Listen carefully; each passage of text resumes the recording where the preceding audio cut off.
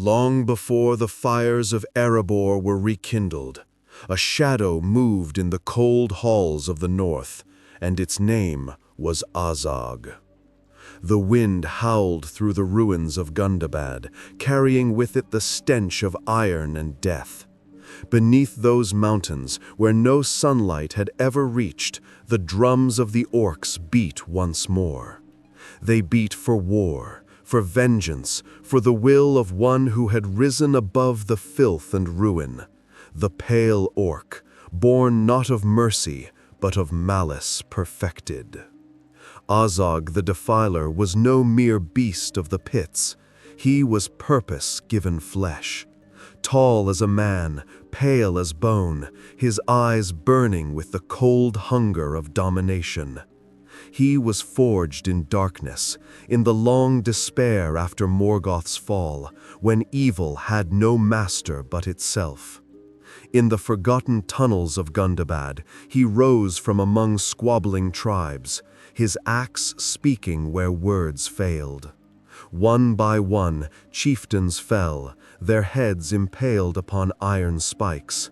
The weak were enslaved, the strong broken to his will. The tales spread of a white-skinned warlord who marked his kills with blood and iron, who spoke little and killed often. His rise was not heralded by prophecy, but by silence, the silence before slaughter.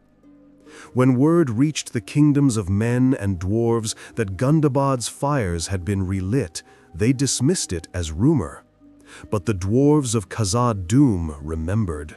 For Gundabad had once been theirs, and what was taken from them burned still in their hearts. And so, from under the mountains, hatred met hatred, and fate began its slow march toward ruin. For in the deep chambers of his throne, Azog gazed upon the map of the north, and carved one word into the stone beside Erebor: revenge. And thus began the war that would drown the north in blood, though none yet knew whose name would echo last. The age of the dwarves had waned, but their pride had not.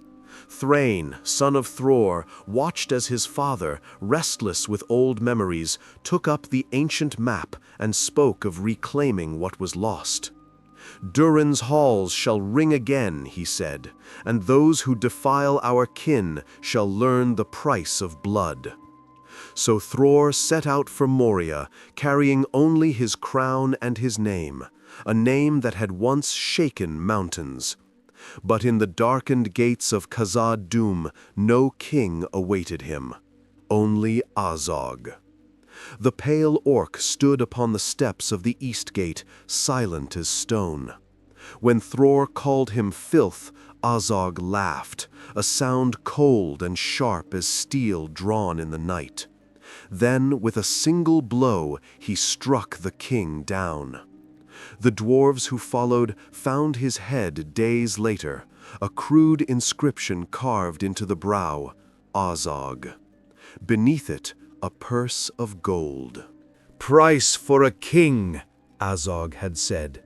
"Let all who enter my halls remember it." Thus began the war of the Dwarves and Orcs. From Gundabad to the arid Mithrin, the mountains bled. Dwarf hammers shattered orc skulls, and orc blades bit into mail and beard alike. Azog's banners, white and black, burned above every battlefield, his laughter echoing from the deep. For 7 years the war raged. In the red dawns and black nights, the dwarves' vengeance grew colder, harder. Thrain's son, young Thorin Oakenshield, watched his kin fall by hundreds. But his heart burned with something fiercer than grief, memory. Yet in their wrath, the dwarves forgot one truth, that hatred feeds upon itself, and Azog knew it well. As the war dragged on, he struck not with strength, but cunning.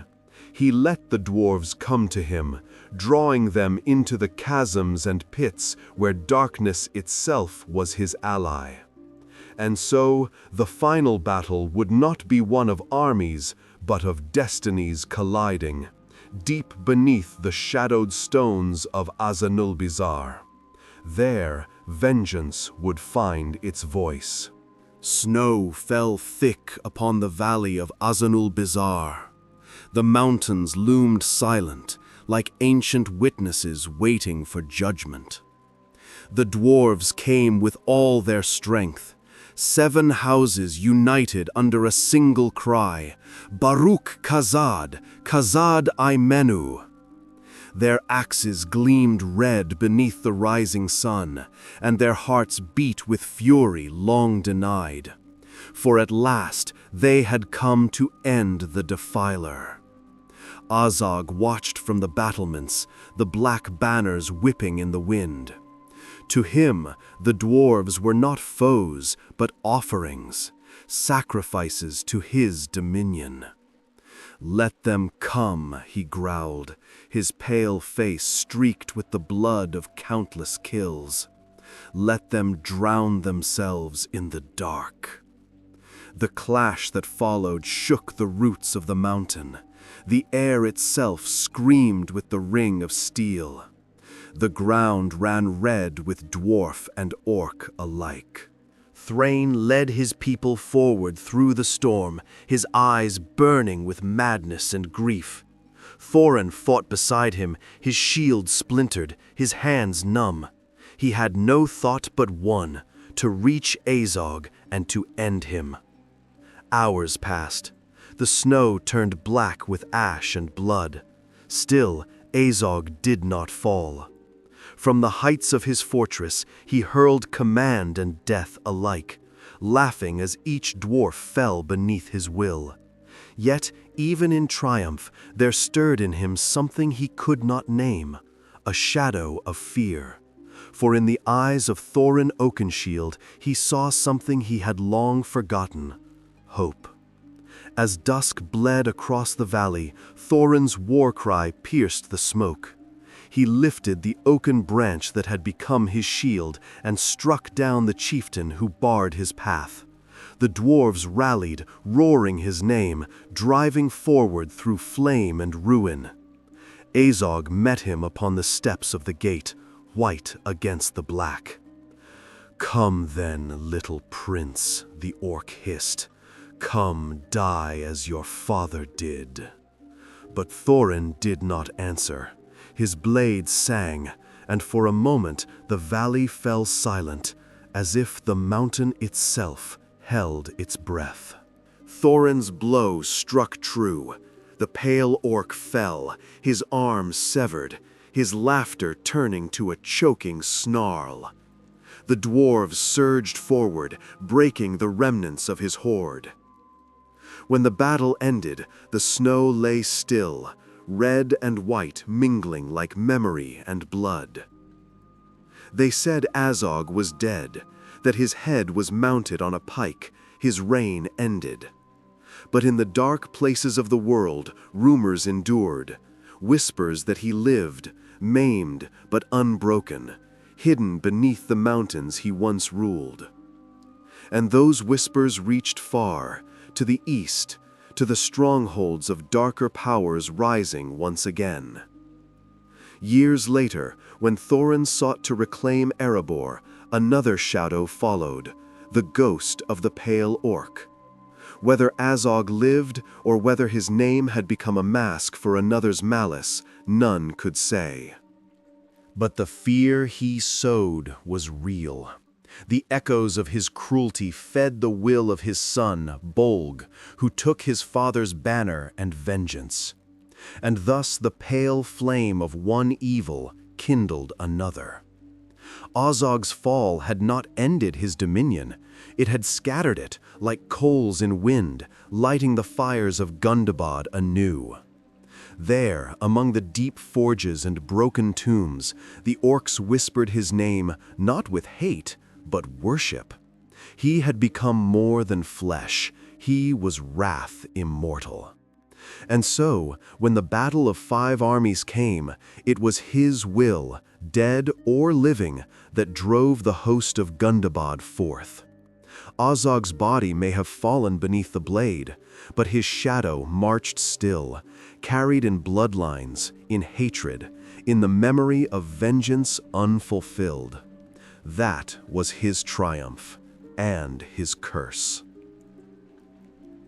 When the smoke of war cleared and silence returned to the lonely mountain, few remembered the name of the Pale Orc. But Middle-earth remembered. His cruelty had reshaped an age. His death had birthed vengeance in others. And his defiance had shown the dwarves and all who fought in shadow what price hatred demands. In the cold tombs of Gundabad, they say his helm still lies, half buried in dust, its eye slits staring into nothing. Perhaps the echoes of his laughter linger there still, mingled with the sigh of wind through broken stone. Azog's tale is not one of redemption. It is a warning that even in defeat, darkness sows the seeds of its return. For every defiler falls, but the will that made him endures. In every age, another rises. And so the mountains wait, silent, patient, remembering. For the world forgets names, but not deeds. And beneath the peaks of Gundabad, where fire and shadow sleep, the echo of the Pale Orc, cold, unending, and hungry.